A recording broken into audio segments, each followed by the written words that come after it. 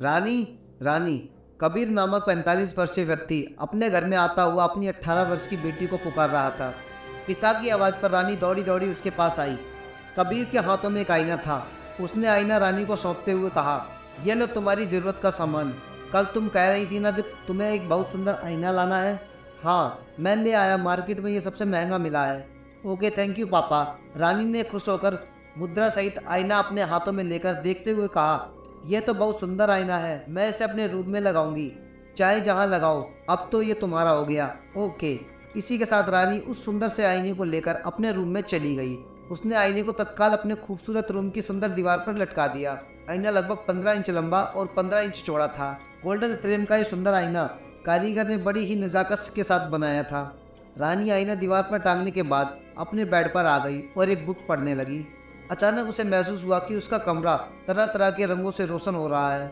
उसने चारों तरफ नजर घुमाई, ये जानने के लिए कि आखिर ये रोशनी कहाँ से आ रही है। तभी उसकी नज़र आईने पर पहुंचकर रुक गई। वास्तव में आईने से कई रंगों की रोशनी निकल रही थी, उसके कमरे में फैल रही थी। जब रानी ने देखा कि उसके कमरे में फैल रही रंग बिरंगी रोशनी आईने से निकल रही है, तो वह बुक वहीं छोड़कर बेड के नीचे उतरी और आईने के करीब गई। रानी ने ध्यानपूर्वक उस आईने में झिलमिलाते रंगों को देखा तो हैरान रह गई। कुछ क्षणों तक वह लगातार उस आईने को देखती रही। अचानक आईने में रंगों के साथ साथ एक डरावनी शक्ल आ गई। उस डरावनी शक्ल को देखकर रानी बुरी तरह से डर गई। उसकी अलग से सांस भी चीख के रूप में निकल रही थी। उसी समय आईने में आई डरावनी शक्ल ने अपने दोनों हाथों को आईने से बाहर निकालकर रानी की गर्दन पकड़ी, उसे अपनी ओर खींचा और रानी आईने में घुसती हुई चीखने लगी। तभी कबीर रानी की चीख सुनकर उसके कमरे में आया तो रानी गायब मिली। आईना अपने सही रूप में था, न उसमें कोई रंग उभ रहा था और न कोई डरावनी शक्ल। तभी कबीर रानी की तलाश में उसे पुकारता हुआ बाहर चला आया। उसके कमरे से बाहर आते ही आईने में एक बार फिर डरावना चेहरा छा गया और इस बार किसी आदमखोर जानवर की तरह उसने मुंह फाड़ा, किंतु जल्द ही वह चेहरा गायब भी हो गया। इधर रानी आईने की दुनिया में पहुंची तो वहां उसे एक बंजर इलाका मिला जो पथरीला था। दूर दूर तक गहरा सन्नाटा था, हर तरफ पत्थरों का कब्जा था। ऊंची ऊंची पहाड़ियां होने के साथ साथ वहां छोटे छोटे पत्थर जमीन पर बिखरे हुए थे। रानी भयभीत थी, वह चारों ओर देखते हुए सोच रही थी कि वहां कहां से आ गई। उसी वक्त किसी ने पुकारा। रानी पलटकर उसने देखा तो पाया कि एक बूढ़े ने उसे पुकारा है। बूढ़े की आयु 80 वर्ष के लगभग थी। रानी अकेली इस सुनसान जगह पर उस बूढ़े की मौजूदगी का सहारा पाकर छठ उसके करीब पहुंच गई और बोली, आप कौन हैं? तुम्हारी तलाश में मैं पल पल भटकने वाला।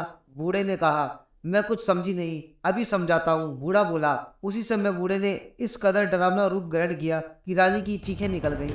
वह जोर से चीखती हुई अपने स्थान से पलटकर आगे की ओर आई। बूढ़ा अपने रूप से बड़ा ही डरावना भूत बन गया। वह उसके पीछे दौड़ता हुआ बोला, मैं बहुत दिनों से भूखा प्यासा हूँ, आज तुझे अपनी खुराक बनाकर मैं अपनी भूख और प्यास मिटाऊंगा। रानी दौड़ती रही। दौड़ते दौड़ते वो पसीने से पूरी तरह भीग गई थी। वो भूत लगातार उसके पीछे दौड़ रहा था। दौड़कर रानी एक पहाड़ी के पीछे आकर छिप जाती है। बूढ़ा भूत भी उसके पीछे पीछे आया, मगर तब तक रानी पहाड़ी का एक राउंड लेकर उसके पीछे छिप गई थी। बूढ़ा भूत उसे अपनी नज़रों से ओझल पाकर अपने स्थान पर थम गया, फिर धीरे धीरे कदम आगे बढ़ाने लगा। भूत का एक हाथ पहाड़ी पर था और वो हाथ पहाड़ी पर सरकाते हुए कदम आगे बढ़ा रहा था। जब वो पहाड़ी के अगले छोर पर घूम रहा था, तब सबसे पहले रानी ने उसका हाथ देखा। उसका हाथ भी बहुत डरावना था। इसी कारणवश रानी उस भयंकर हाथ को देखकर एक बार फिर से चिल्लाई। उसके चीखते ही भूत तत्काल उसके सामने आ गया और फिर वहां से अपना स्थान छोड़ते हुए रानी ने अधिक वक्त न लगाया। बड़ी फुर्ती के साथ वो वहां से भाग निकली। डरावनी शक्ल वाला भूत निरंतर रानी का पीछा करता रहा। दौड़ते दौड़ते वह बुरी प्रकार हाँफने लगी थी। उसके नंगे पैरों में अनेकों नुकीले पत्थरों के चुभ जाने से इतने जख्म हो गए थे कि वह उसके लिए अधिक दौड़ पाना बड़ा मुश्किल हो चला था। मगर जान बचाने की खातिर उसकी रफ्तार में कोई कमी नहीं आ रही थी। रानी दौड़ते दौड़ते अचानक एक गड्ढे में गिर गई। गड्ढा अधिक गहरा नहीं था, मगर भूत के आने से पूर्ण इससे निकल पाना बहुत मुश्किल था। रानी ने शीघ्रता के साथ उस गड्ढे से निकलने का उपक्रम किया ही था कि भूत उसके सिर पर आकर मंडराने लगा। साथ ही वह अपनी भयंकर आवाज में रानी पर गुर्राया भी। उसकी गुर्राहट से वो डर गई, वापस गड्ढे में धंस गई। कुछ क्षण रुककर रानी ने उससे बचने का एक उपाय ढूंढा। उसने गड्ढे में पड़े हुए बहुत सारे पत्थरों में से एक पत्थर उठाया और पूरी ताकत के साथ उसे भूत के चेहरे पर मारा। चेहरे पर पत्थर लगते ही भूत बौखला गया। इस बीच रानी फटाफट गड्ढे से निकलकर बाहर आ गई और फिर दौड़ने लगी। भूत भी उसके पीछे दौड़ा। इस बार रानी और तीव्रता के साथ दौड़ रही थी। उसने पीछे पलटकर भूत को देखा तो आगे आई एक शैतान की मूर्ति से वो टकरा गई। शैतान की मूर्ति झटका खाकर नीचे गिरी और टूटकर टुकड़ों में बट गई। उस मूर्ति के टूटते ही भूत जोर से चिल्लाया, इस तरह मानो कि उसे भयंकर तकलीफ का सामना करना पड़ रहा था। रानी ने अपने स्थान पर रुककर भूत को देखा, जिसे देखकर वो और भी ज्यादा डर गई, मगर उतनी ही राहत भी महसूस करने लगी। उसने देखा कि भूत एटम बम की तरफ फटा और चित्रों में बिखरकर हवा में उसके जिस्म के ढेरों टुकड़े लहरा गए। इसी के साथ हवा से एक तेज से झोंके ने रानी को अपने साथ उड़ाया और जमीन से कहीं दूर ले जाकर पटका।